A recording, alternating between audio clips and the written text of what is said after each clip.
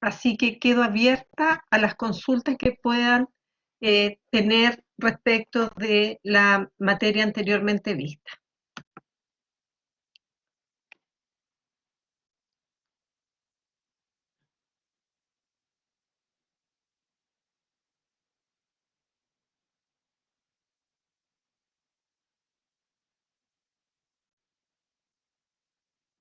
¿Hay alguna consulta respecto del foro?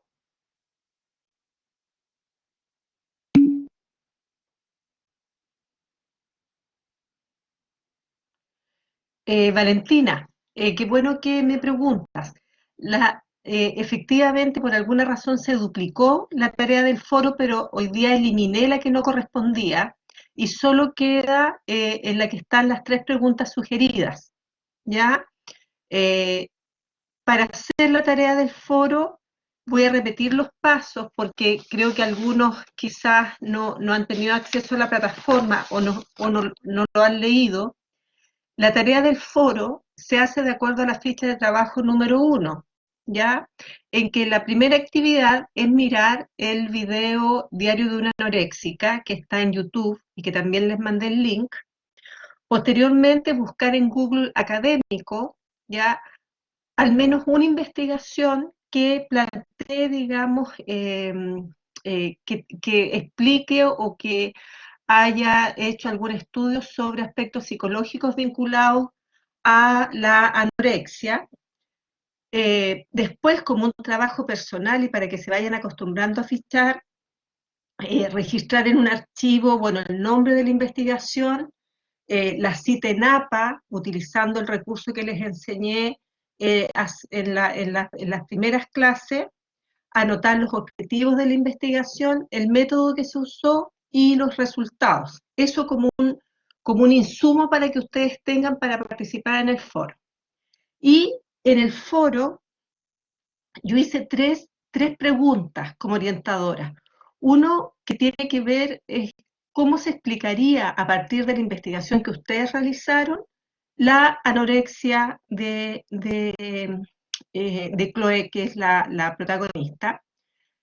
También una segunda pregunta sugerida tenía que ver con cuáles temas de tensión o temas de interés permanente uno podía visualizar en esas explicaciones, ¿ya?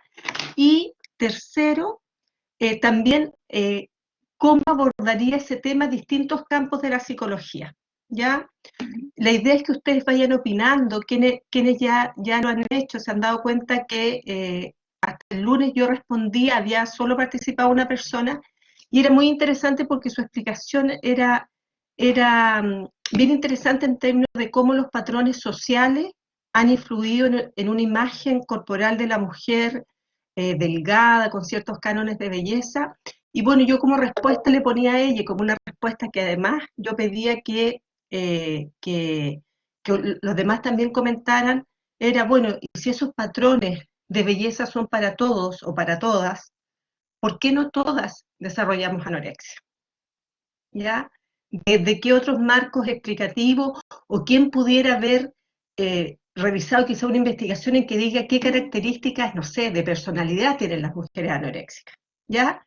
La idea es que puedan participar ahí en el foro eh, a partir del conocimiento que adquirieron en esa investigación que revisaron, ¿ya? De alguna manera es un foro en que cada uno va a estar eh, eh, mostrando lo que su investigación señala, ¿ya? Más que la opinión personal de uno, ¿ya? La idea es que desde la investigación que leyeron puedan opinar. Eso. ¿Les queda clara la explicación? Valentina, efectivamente, solo se responden las preguntas en el foro.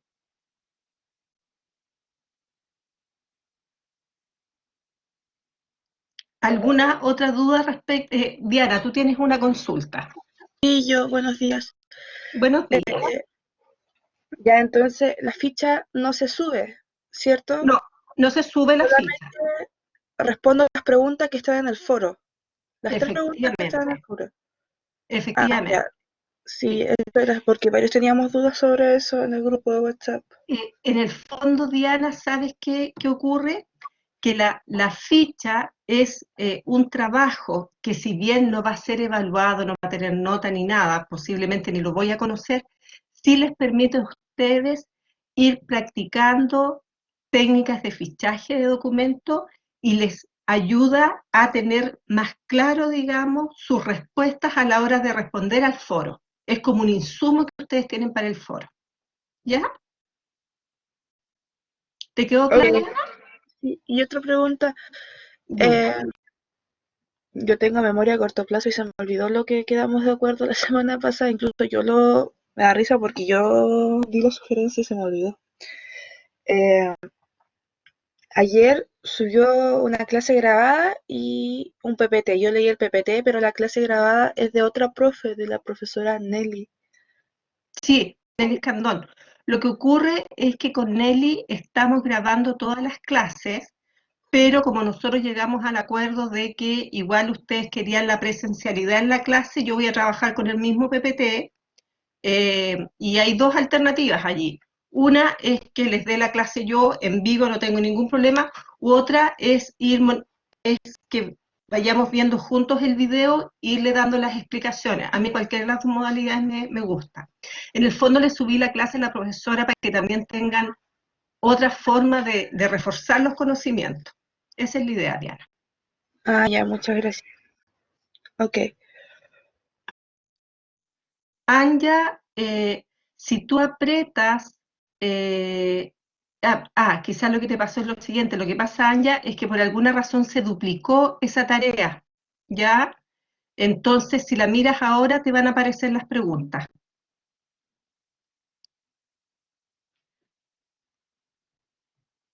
Yo verifiqué hoy día en la mañana, chicas, porque alguien me avisó que eso estaba ocurriendo y me aparecía ahora. Si alguien pudiera chequear rapidito en su Blackboard.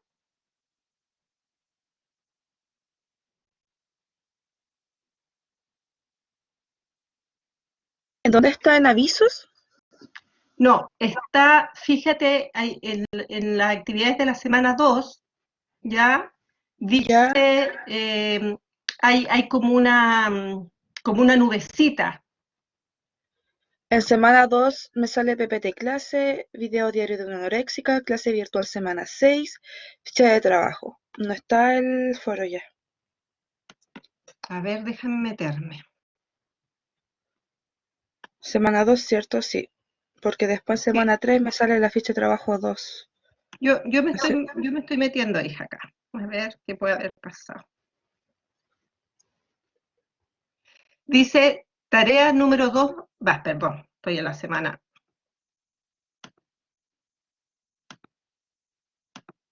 Yo aquí abrí el mío.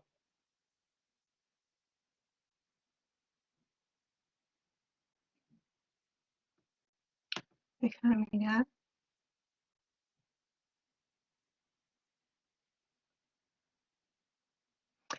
Lo que pasa es que se trasladó arriba. Mire, fíjense, quienes tengan abierto Blackboard, están en el curso.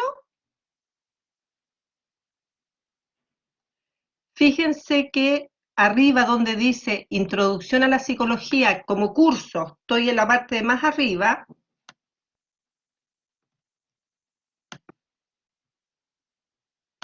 Hacia el lado, me estoy metiendo a la vista que tienen que tener ustedes. Hacia el lado aparece como una libretita, al lado un calendario, al lado como dos nubes de estas de palabras, al lado un bloc de notas y al lado un sobre. ¿Lo están viendo?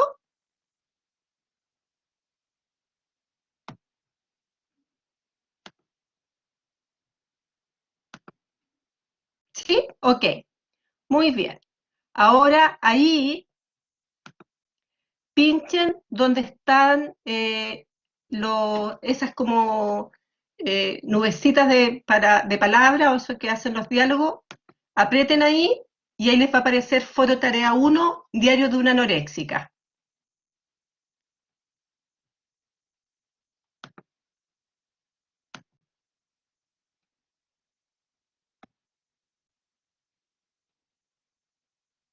Va, pero no me aparecen ahora las preguntas. Déjenme ver, chicos.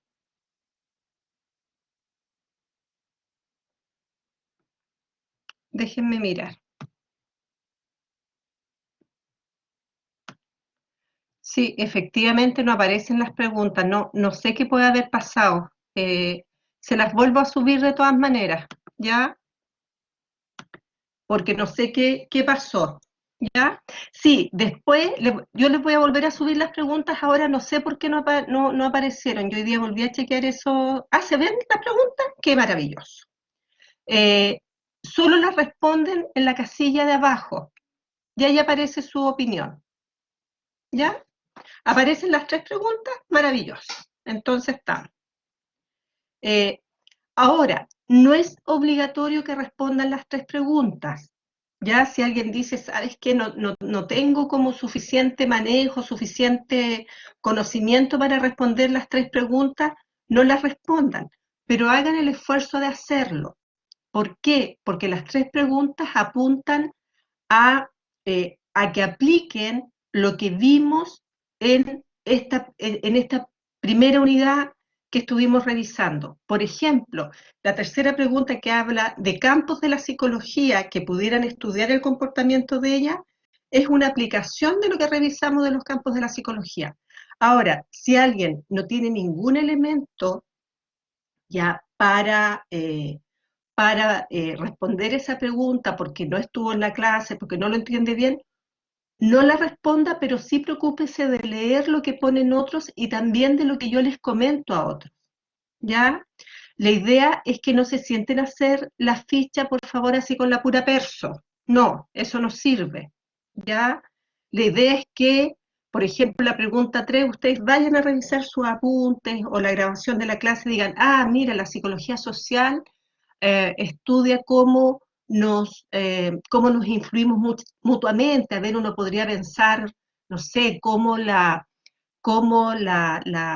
campañas publicitarias han influido en la anorexia o uno podría decir, bueno, desde la psicología de la personalidad, pero la idea es que participen habiendo leído, habiendo estudiado, ¿ya? Habiendo leído su investigación, porque esta no es un debate desde la opinión de cada uno, así como uno puede participar en Facebook o en Twitter, en que uno ahí lanza lo que... Aquí la idea es que sea una participación con un poco más de formación, ¿ya? El, eh, Ahora, Martín, si me pudieras decir lo que te pasa.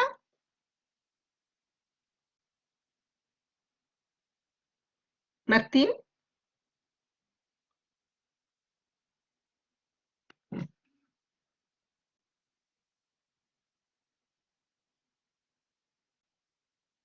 lo que pasa es que, eh, ah, ¿saben qué creo, chicos? Que es importante que lean las fichas de trabajo, ¿ya?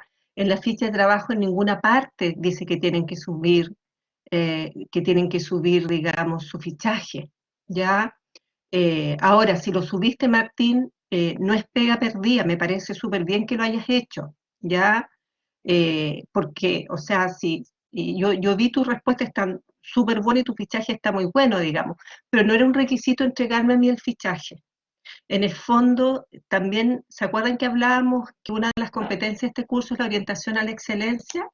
Hacer el fichaje es una manera de que ustedes tengan un insumo eh, de mejor calidad para participar en el foro, ¿ya? Y así que Martín, igual te felicito por haber hecho toda la pega, pero no era necesario subir el fichaje en el foro. Eh, Eso. ¿Estamos hasta acá?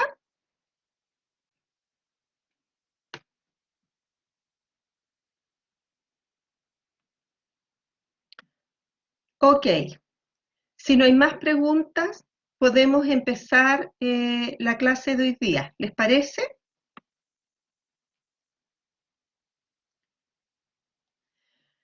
Les comento.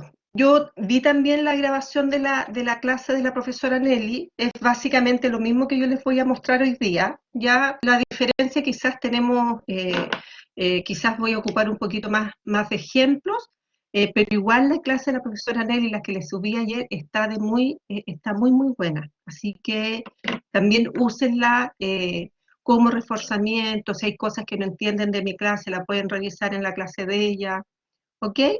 Eso. ¿Estamos listos para empezar, chicos?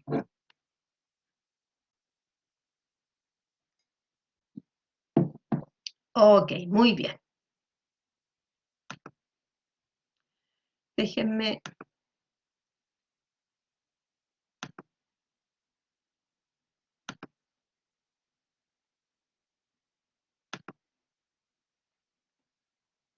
Ahí está.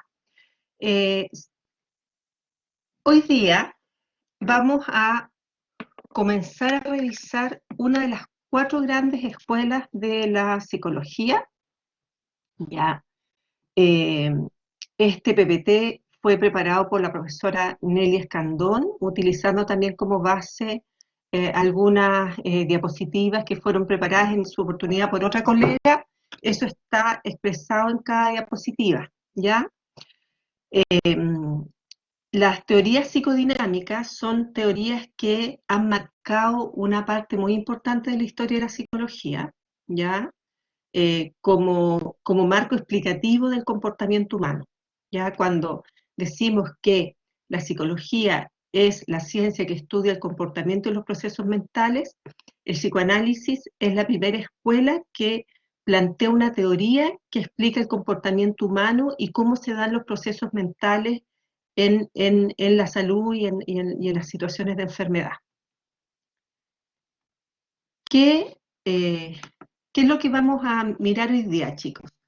Eh, bueno, primero, entender esta figura de Sigmund Freud, ¿ya? Y el contexto histórico en el que él vivió, porque de esa manera uno puede entender mucho más por qué se focaliza en algunas temáticas y cómo estructura su teoría, ¿ya?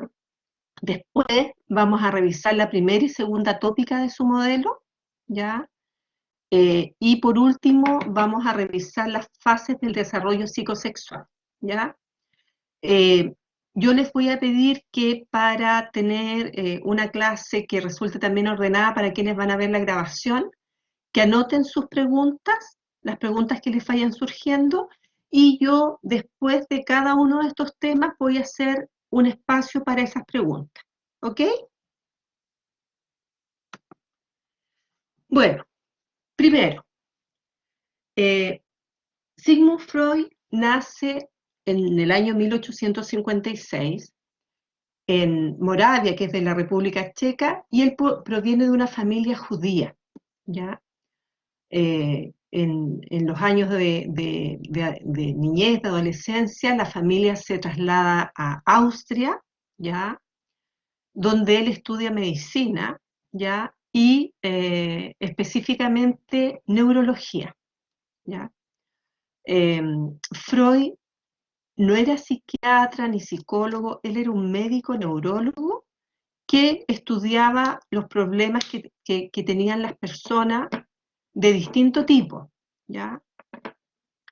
En el año, ustedes saben que cuando empieza la Segunda Guerra Mundial, ya él, por ser judío y por salvaguardar de alguna manera su vida, él se refugia en Londres, ya, y trabaja en Londres, eh, y muere finalmente en el año 39 de un cáncer en Londres, ¿ya? Si ustedes se fijan, él vivió básicamente su vida profesional en una época muy antisemita, antijudíos, digamos, ¿ya? Y con una moral muy represiva hacia la sexualidad, ¿ya?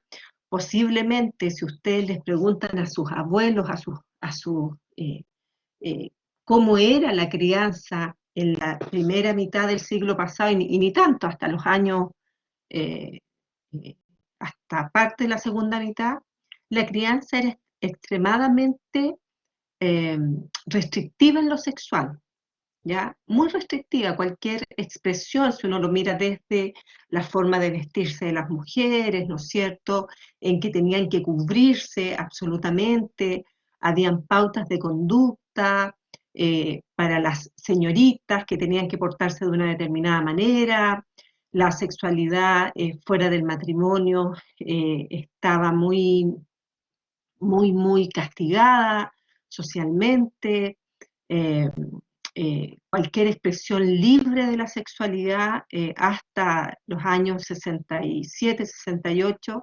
que empieza la gran revolución, digamos, es bastante castigada, ¿ya? ¿Y por qué les digo esto? Porque de aquí uno va a entender por qué para Freud el tema de la sexualidad eh, eh, resulta tan relevante en su teoría. Les voy a dar algunos conceptos generales que son muy importantes y que van a estar atravesando todo lo que revisemos después de la primera tópica y la segunda tópica.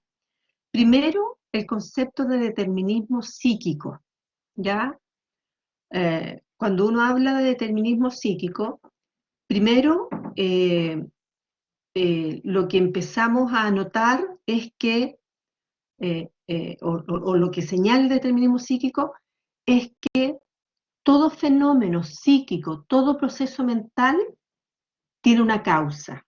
Y esa causa, dice Freud, esa causa es mental. Esa causa no es física, ¿ya? La causa de los problemas psíquicos son mentales, ¿ya?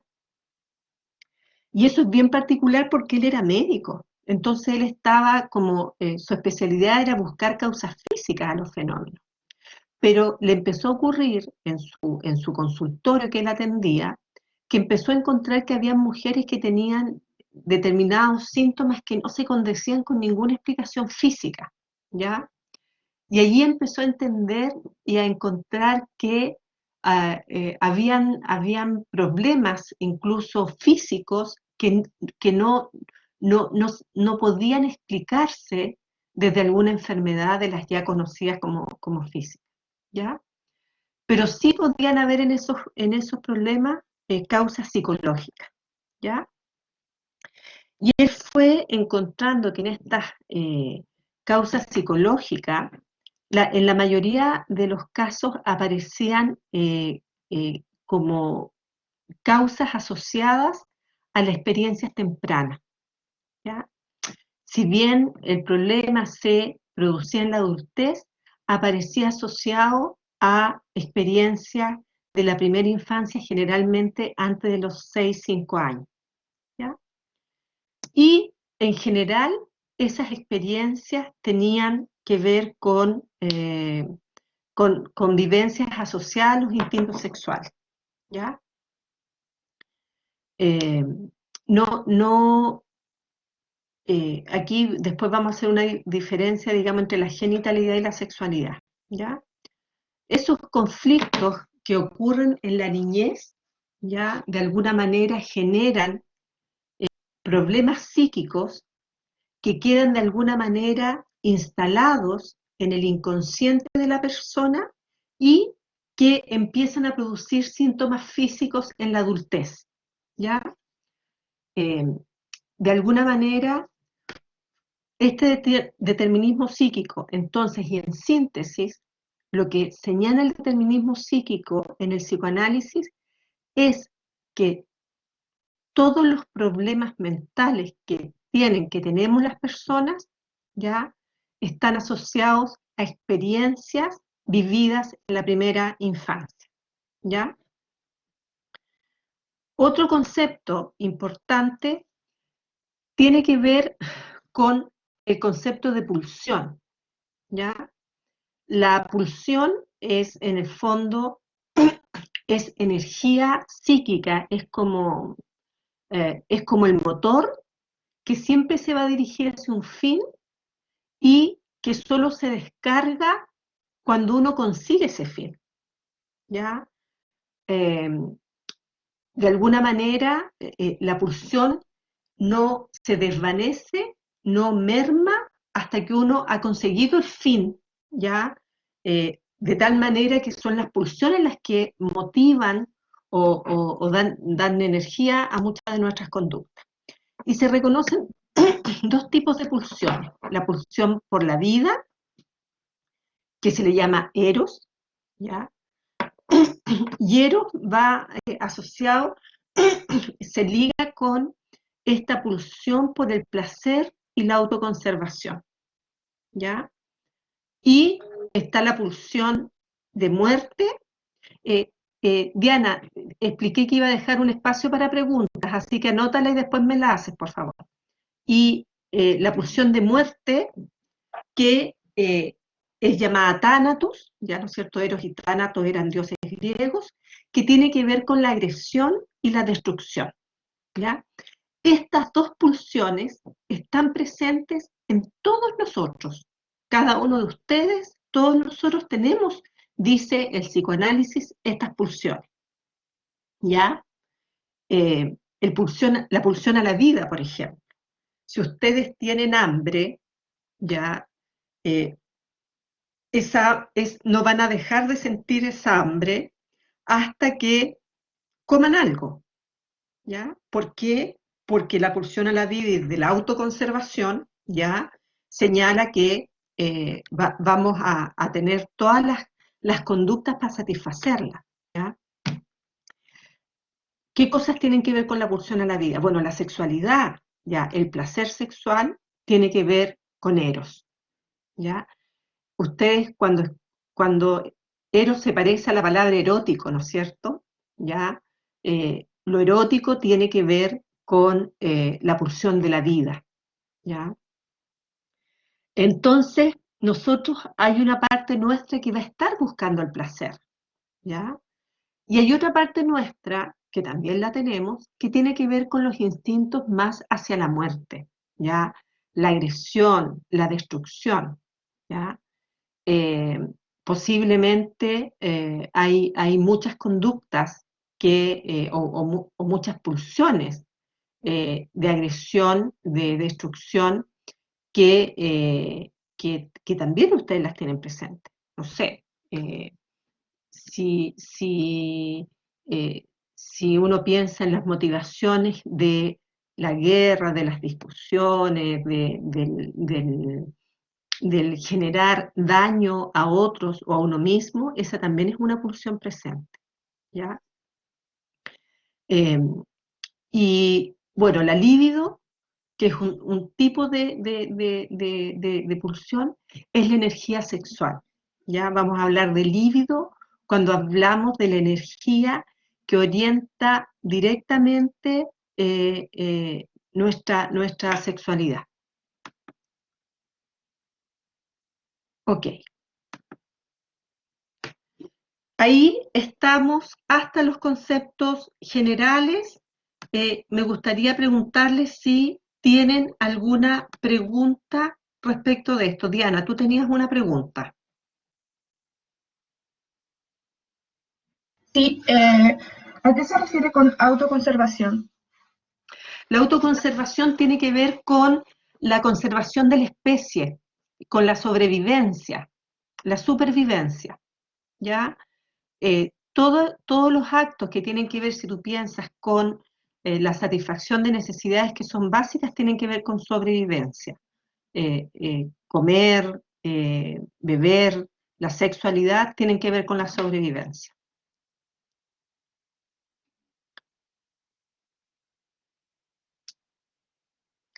Consuelo pregunta, ¿una pulsión de vida puede llevar a una pulsión de muerte debido a los excesos? Bueno, la verdad es que desde la teoría ambas pulsiones siempre coexisten, ¿ya?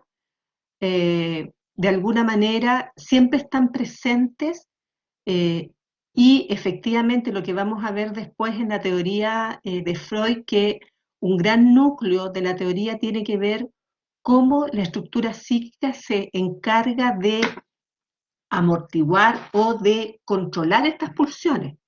Yo les decía que él vivió en una época muy conservadora, muy, muy conservadora. Imagínense cómo se vivían estas pulsiones en esa época. Entonces, mucha de la teoría de Freud tiene que ver con de qué manera la estructura psíquica y estas pulsiones están a la base de muchos de los problemas, ¿ya? Toda la estructura psíquica que plantea Freud en el fondo es una tensión entre una parte de la psiquis que quiere dar rienda suelta a estas pulsiones y otra que trata de mantenerlas muy, muy reprimidas, ¿ya? Eh, Diría Freud, Consuelo, que en realidad la pulsión a la vida siempre va a tender a la sobrevivencia, ¿ya? Por ejemplo, cuando tú comes, ya para la sobrevivencia, eso es vida, pero si tú empiezas a sobrealimentarte, ya más allá de lo que es tu vida y empiezas y ya no se liga con la sobrevivencia, sino con otras cosas, posiblemente ya empieza a ser una pulsión de muerte, ¿ya? Hay muchos freudianos que dicen, por ejemplo, que el alcoholismo es la expresión de Tánatos, porque es autodestructivo, ¿ya? Las adicciones en general, ¿ya? Porque de alguna manera se sabe, se conoce a un nivel consciente que genera problemas en la salud, que genera problemas, pero ahí ya no es pulsión de vida, Consuelo, ¿ya? Cuando un hábito se convierte posiblemente en una adicción, ya no estamos hablando de Eros, ¿ya? ¿Te quedó claro, Consuelo? Ahora quizás cuando veamos las materias de más adelante te va a quedar más claro. ¿Están todos claros hasta acá?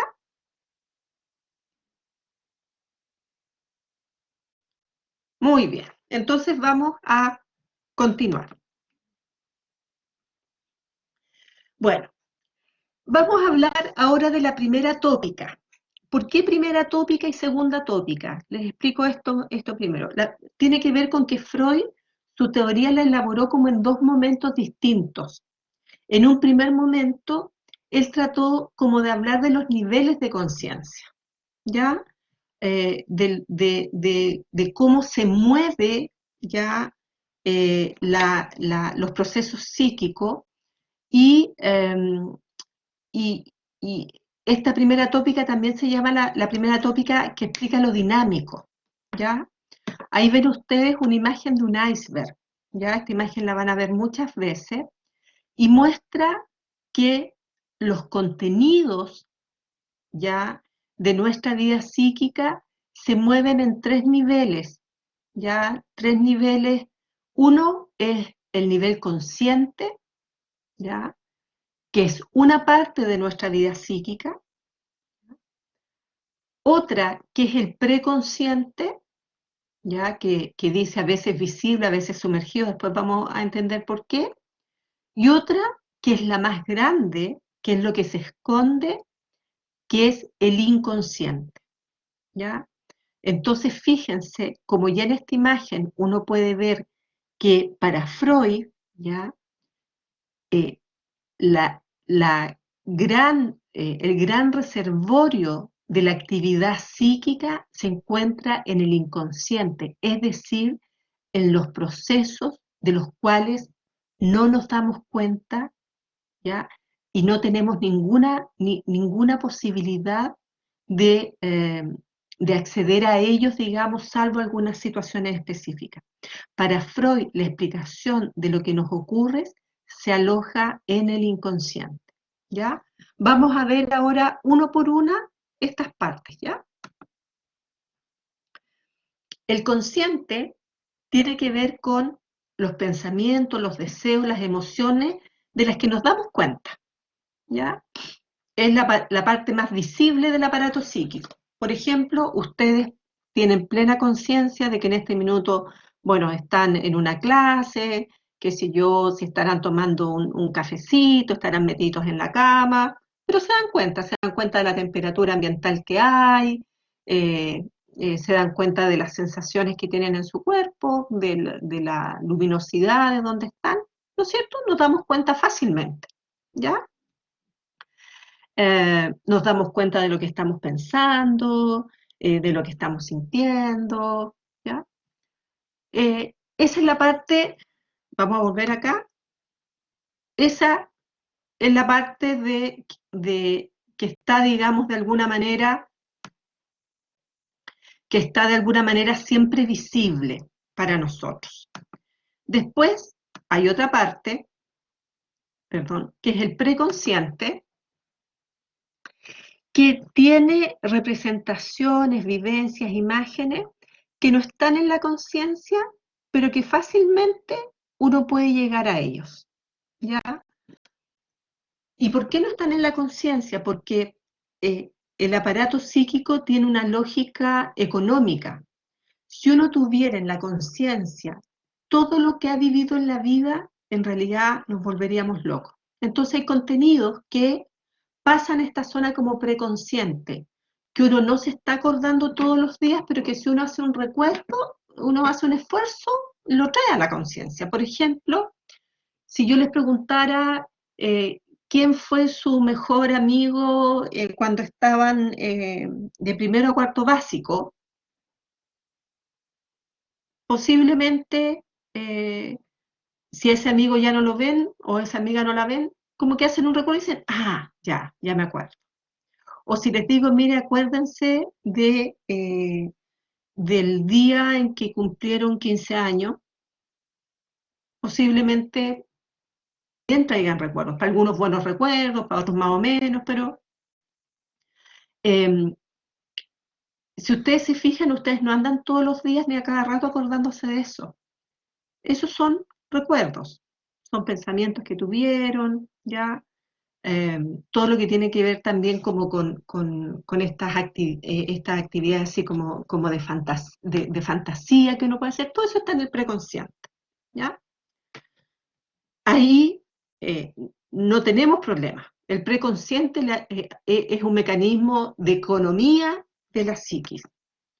Ahora, en el inconsciente, que es este concepto que es el más relevante, les diría yo, de esta primera tópica, es de alguna manera el que define el psicoanálisis mismo, ¿ya? En el inconsciente están contenidas las pulsiones, los instintos que resultan inaceptables para la conciencia, ¿ya? Inaceptables porque no avergüenzan a la conciencia, generan culpa en la conciencia, por no ser aceptados socialmente, son contenidos que están y de los cuales uno no se da cuenta, ¿ya? Eh, y hay mecanismos, sí, como para poder acceder a ellos, o formas en que estos contenidos inconscientes salen, que son tres que plantea Freud. Uno son los sueños, ¿ya? Los sueños son de alguna manera una salida que busque el inconsciente, eh, que, que es una salida que busca el inconsciente para mostrar contenidos que allí están. Eh, Después voy a hablarles un poquito más del inconsciente. Los actos fallidos, ya, que son los power, los power, que son los lapsus, ya que son los lapsus, eh, y, eh, y también las conductas fallidas, ¿ya? Y por otro lado los síntomas.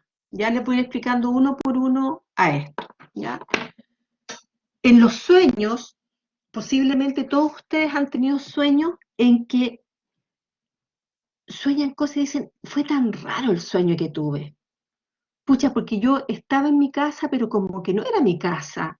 Y estaba mi mamá, pero mi mamá tenía la cara de una tía. Y yo salía de mi casa y salía a un lugar que no conocía, pero ya, los sueños, estos que uno queda con la sensación que es raro lo que soñé. Bueno, para Freud, ya, lo que ocurre en el sueño es que aparecen contenidos del inconsciente, pero aparecen disfrazados, ¿ya? Para de alguna manera burlar ya como los canales o las represiones que tiene la conciencia, ¿ya? Por eso es que se dice que en el psicoanálisis los sueños son la vía regia al inconsciente, regia en el sentido de la vía por excelencia, ya la mejor vía, ¿ya? ¿Por qué? Porque ese contenido manifiesto que a uno le resulta tan descolocador, tiene una expresión y puede llegar a entenderse el contenido latente, ¿ya? Bueno, los actos fallidos, que son otra manera, son conductas o errores verbales que uno comete, ¿ya? Eh, Quizás el más simple es cuando uno, no sé, dice buenas tardes y son las 8 de la mañana, digamos, ¿ya? Cuando diría, yo esto siempre lo digo porque Freud diría que nunca es casual cuando uno a una persona le dice el nombre de otra, ¿ya? Y son actos que de alguna manera dejan entrever contenidos que son inconscientes, ¿ya? Y por último, los síntomas, ¿ya? Hay síntomas que dan cuenta de problemáticas inconscientes. Y de hecho Freud trabajó mucho con esos síntomas. Él trabajó mucho, por ejemplo, con mujeres diagnosticadas en ese tiempo como histéricas que tenían síntomas físicos. Algunas, qué sé yo, sensaciones de anestesia o parálisis en partes del cuerpo que no tenían, como yo les decía al comienzo, una explicación física. Entonces, los sueños, los actos fallidos y los síntomas son las maneras en que naturalmente el inconsciente trata de burlar la represión y llegar a la conciencia. Y, eh, y desde la terapia psicodinámica, lo que genera Freud como mecanismo para llegar, como método para llegar al inconsciente, es la asociación libre. Y la asociación libre funciona de la siguiente manera. Cuando nosotros hablamos en un contexto social o hablamos en cualquier circunstancia, uno, ¿no es cierto?, tiene muy clarito los filtros de lo que uno dice, no dice, eh, uno tiene como una presentación tipo, digamos, ya qué aspectos de mí muestro, cuáles no muestro, y esas son todas decisiones conscientes, ¿ah? Ya, yo puedo decir, mira, ¿sabes qué? Yo soy como, no sé, de pronto soy bien sensible, pero no me gusta mostrar eso, así que no lo digo, digamos, y no comparto. Esa es una decisión consciente, eso no tiene nada de inconsciente, ¿ya?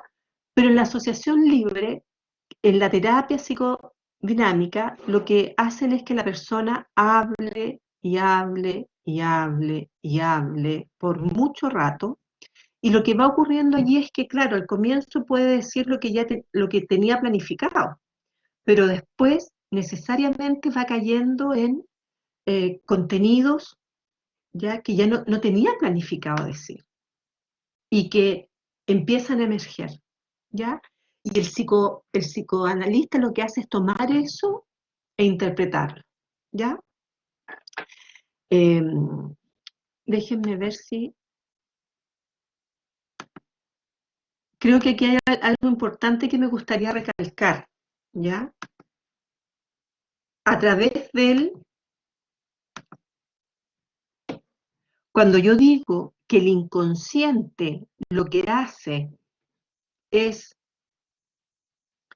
eh, a través de los actos fallidos, de los síntomas, ¿ya? Y de los sueños, es que logra llevar contenidos que están debajo, en la parte debajo del iceberg, hacia la conciencia, ¿ya? Hay un elemento que está entre la conciencia, el preconsciente y el inconsciente, que son como barreras, ¿ya? Entre el inconsciente y el preconsciente y el consciente hay una gran barrera que se llama represión, ¿ya? Así como yo les decía que los contenidos del inconsciente y el preconsciente pueden trasladarse a algo que hoy día es consciente, mañana puede convertirse en preconsciente, ese es un límite que es muy permeable, que los contenidos pueden pasar ahí, pero cuando uno eh, cuando un contenido ya está en el inconsciente, un mecanismo que se llama represión es el que impide que suba la conciencia. Y por eso tiene que, se producen estos otros fenómenos que de alguna manera hacen que, que el inconsciente pueda manifestarse. ¿Ya? Queridos, preguntas, todas las que tengan.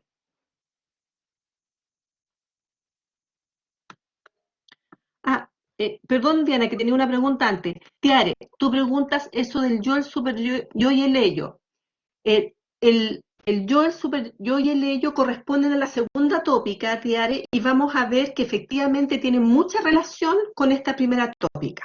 ¿Ya? Así que efectivamente tienen que ver, y como dice Diana, está más adelante, pero la primera tópica de Freud tiene que ver con lo inconsciente, lo preconsciente y lo consciente, que es la tópica más dinámica, por así decir, y la segunda tópica tiene que ver con el ello, el yo y el super yo, que es como la estructura que él le da al aparato psíquico.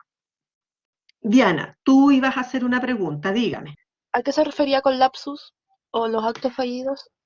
Son, son cosas que, por ejemplo, los lapsus lingües son cosas que tú dices por error.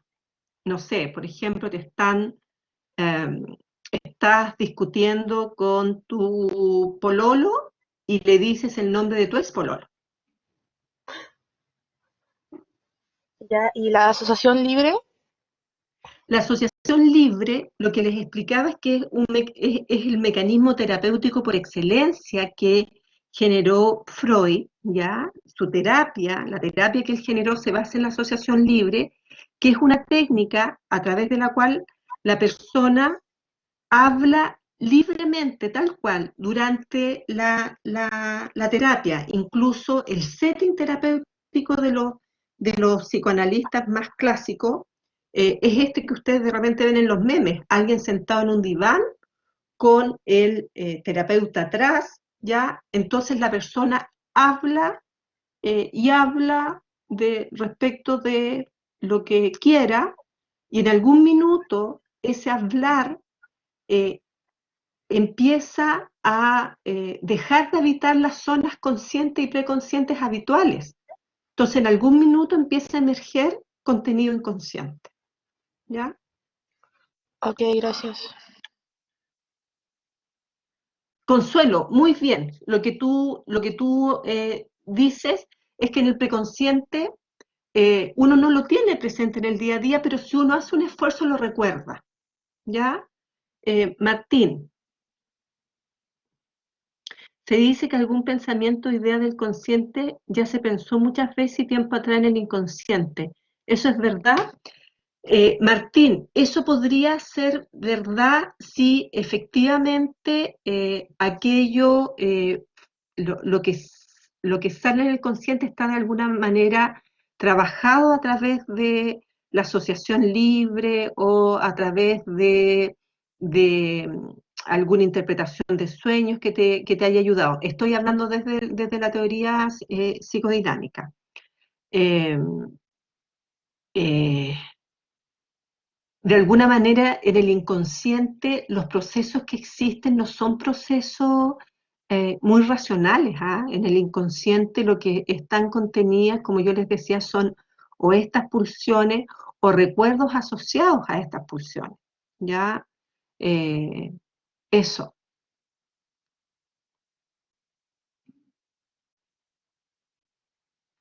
Y es cierto, a ver, la asociación libre, quizás les puedo contar un ejemplo mejor, ¿ya? Respecto a la asociación libre. Este es un ejemplo de una amiga mía que se hizo una terapia con un psicoanalista que la veía 2 veces a la semana. Ella llegaba a la terapia y la psicoanalista simplemente le decía, cuéntame. Y ella empezaba a hablar, decía, bueno, tuve una semana un poco pesada en el trabajo porque en el hospital donde atiendo hay muchos pacientes. Ya. Y la terapeuta lo único que le decía era, y bueno, que eso me hace estar un poco más irritable en la casa, entonces, y siento que mis hijos no me entienden, y con ese y la invitaba a que ella siguiera explorando esa vivencia, ¿ya? Hasta que llegara un momento en que lo que decía ya no era algo que traía preparado, ¿ya?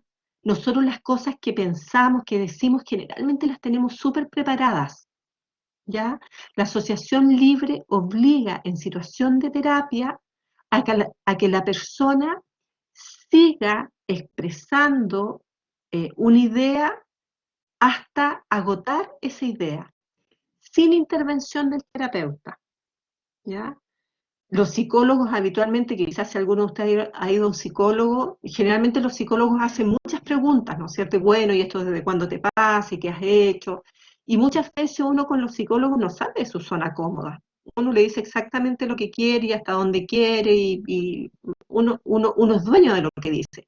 En la asociación libre, por cómo la técnica está diseñada, en algún minuto ya empiezas a decir aquello que no estabas preparado para decir, o que no estaba tan consciente, ¿ya?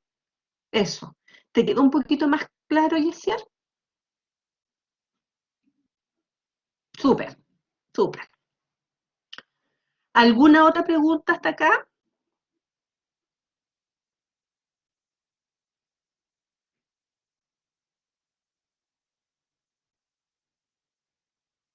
Porfa, digan sí los que hasta ahora están claritos.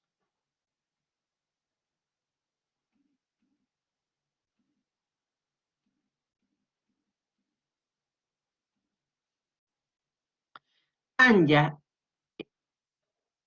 tú, cuéntame, Anja, ¿cuál es tu duda?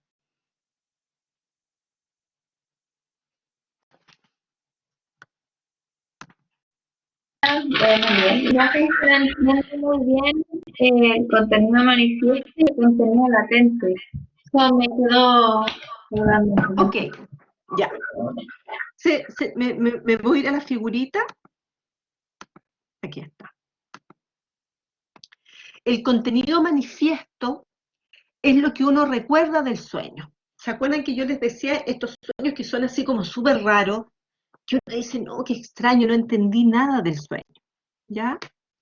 Esos sueños raros se vuelven raros o son raros porque mucho del contenido inconsciente que viene en ese sueño viene disfrazado, viene distorsionado, esa es la palabra, viene distorsionado, ¿ya? Para traspasar esta barrera de la conciencia. ¿Y de qué manera distorsiona? Por ejemplo, distorsiona condensando ya situaciones.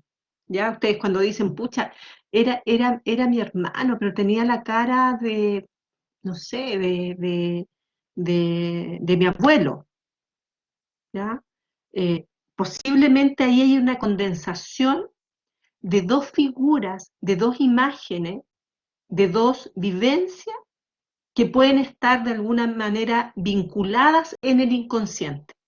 Resulta que yo a ellos dos, después de hacer una interpretación, esto no es uno que uno ande haciendo así en la vida, posiblemente pudiera haber allí un conflicto entre esas dos figuras, o que en tu inconsciente ambas figuras estén asociadas a un mismo conflicto, ¿ya?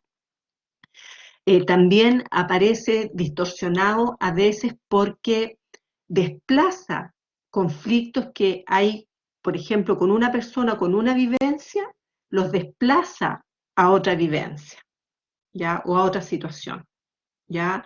Uno dice, ¿sabes qué? Yo aparecía, no sé, pegándole a mi sobrino y yo adoro a mi sobrino y lo entiendo, ¿ya? Y ahí, digamos, ahí la interpretación en un proceso de psicoanálisis, lo que intentaría definir es, bueno, a quién el inconsciente quiere agredir, ¿ya? O qué, qué pulsiones de tánatos existen quizás incluso hacia ese sobrino, ¿ya? Entonces, el contenido manifiesto es el recuerdo que yo tengo del sueño y el contenido latente es el que emerge cuando el terapeuta ha hecho la interpretación del sueño. El contenido latente nos muestra cuál es el contenido inconsciente que trae ese sueño.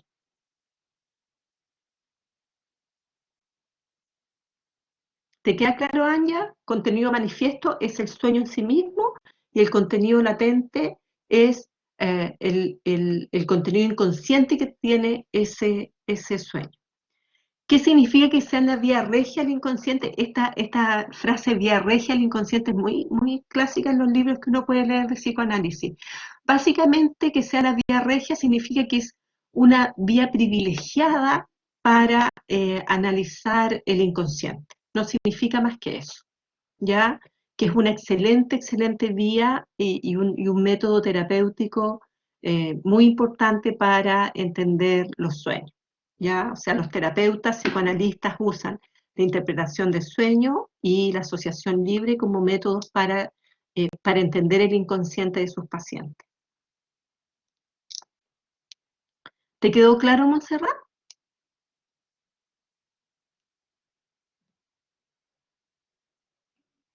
Ok.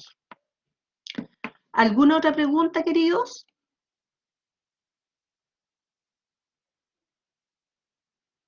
Tiare, a ver, el contenido latente, no, el contenido manifiesto es lo que tú recuerdas del sueño, ¿ya? Y, y es el que tú puedes expresar al terapeuta, es el contenido manifiesto. Y él, a través de la interpretación del sueño, llega a conocer el contenido latente del sueño, ¿ya? Que en el fondo el contenido manifiesto, entonces, es tu recuerdo del sueño y el contenido latente es el contenido inconsciente que trae ese sueño que emerge una vez que el terapeuta lo ha interpretado. Hoy, chicos, he hecho tanto de menos tener una pizarra aquí donde escribir. Voy a aprender a escribir en una pizarra acá. Krishna, ¿te quedó más claro ahora? Súper. ¿Estamos bien hasta ahora, chicos?